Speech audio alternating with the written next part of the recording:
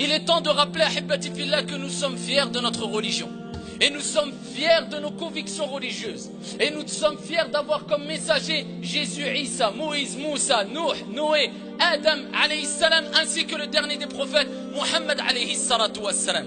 Et ce qui est triste aujourd'hui, c'est que quand nous voyons certains ignorants, parce que c'est des gens qui sont complètement ignorants de la religion musulmane, et qui viennent, et qui, sous prétexte que certaines personnes, certains imams, certains prédicateurs ont dit des paroles qui peuvent heurter leur sensibilité, remettent en cause toute la religion qui est l'islam, à titre d'exemple.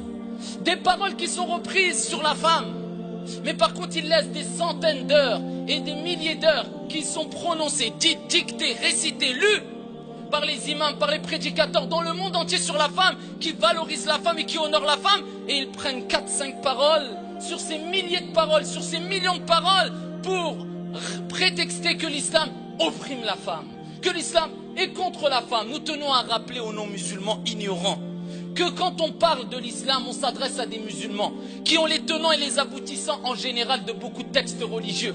Nous sommes dans un contexte religieux, à chacun sa croyance, et les définitions qui sont apportées, eh bien, ne sont pas les mêmes définitions hors religieux. Quand on parle de pudeur en islam, est-ce que c'est la même définition que la pudeur dans le christianisme? Est-ce que c'est la même définition que la pudeur dans le judaïsme? Non, c'est une autre définition. Donc quand nous disons, eh bien la femme qui n'a pas de hijab, eh bien c'est une femme qui n'a pas de pudeur, nous voulons dire quoi? Tout le monde le sait, les musulmans le savent. C'est une femme qui n'a pas une pudeur complète, parfaite. Ça ne veut pas dire qu'elle n'a pas de pudeur. Et c'est ce qu'on dit dans plusieurs prêches depuis des années, que la femme qui n'a pas de voile peut être meilleure et plus aimée auprès d'Allah que la femme qui a un hijab et qui désobéit à Allah. Mais ces paroles, on les met où? On les met de côté. Pourquoi? Que cherche-t-on derrière cela? Diviser, faire du mal, pas à moi ou à Foulan, faire du mal aux musulmans. Je parle d'une minorité de gens pervers, à l'esprit déplacé et à la bassesse intellectuelle malheureusement. Quand on parle de la musique, eh bien nous sommes fiers de dire, le messager a dit, qu'en plaise, ou plutôt qu'en déplaise aux intolérants complexés.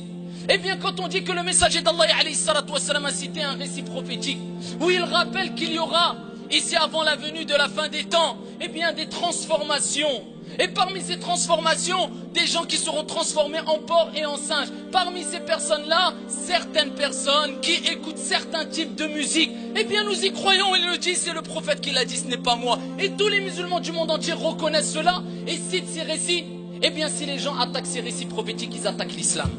Maintenant, de remettre chaque chose dans son contexte. Est-ce qu'on a dit que celui qui n'écoutait pas, qui écoutait de la musique était un pervers, était un porc, était un singe? Est-ce qu'on a dit que tout type de musique est interdit en islam? Est-ce qu'on a dit que si une personne écoutait de la musique, on ne devait pas le respecter? Est-ce qu'on n'a pas dit aux enfants même, dans la même conférence sur les enfants concernant la musique, que si tu es à l'école et tu dois écouter de la musique, tu n'as pas le choix et tu dois respecter la mosquée, c'est la mosquée, l'école, c'est l'école? Mais ces paroles, où sont-ils? Est-ce que nous citons les paroles de la Bible?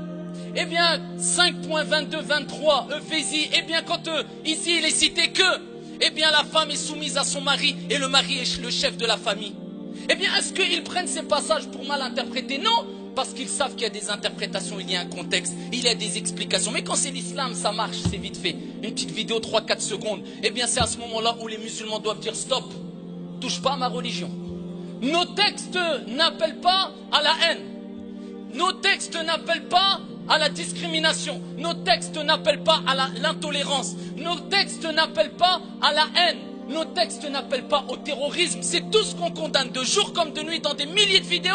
Mais on ne voit et on n'entend que ce qu'on veut voir et entendre. Eh bien, nous le disons. On a des textes qui sont donnés à des musulmans, transmis à des musulmans, comme les chrétiens ont des cours de catéchisme pour les enfants et autres. C'est dans un contexte religieux. Et soyez honnêtes et soyez ici des personnes justes dans votre jugement et jugez la totalité des propos avant de vous faire un point de vue. Au moins écoutez 10 vidéos complètes avec intelligence et ouverture d'esprit, ya ibadallah. Quand nous entendons qu'il y a des gens qui disent que si tu fais telle action, eh bien tu seras ressuscité en biquette ou en truite ou en vache ou en bouc, eh bien c'est ton problème. Sois ressuscité en ce que tu veux d'après ta croyance, on te respecte. Eh bien nous on dit il y a des transformations. Comment, de quelle manière, on ne sait pas. Mais c'est des textes, on répète, point. Toi, tu seras ressuscité en ce que tu veux si tu veux. D'après ta croyance, on respecte. Tu es juif, bouddhiste, je te respecte. À toi ta religion, à moi ma religion. Sois tolérant, je suis tolérant. Respecte-moi, je te respecte. À chacun sa place et remettons les points sur les i et les barres sur les t. Et ça, il est important de le dire. Allahu Akbar kabira, walhamdulillahi kathira, wa subhanallahi bukratan wa asila.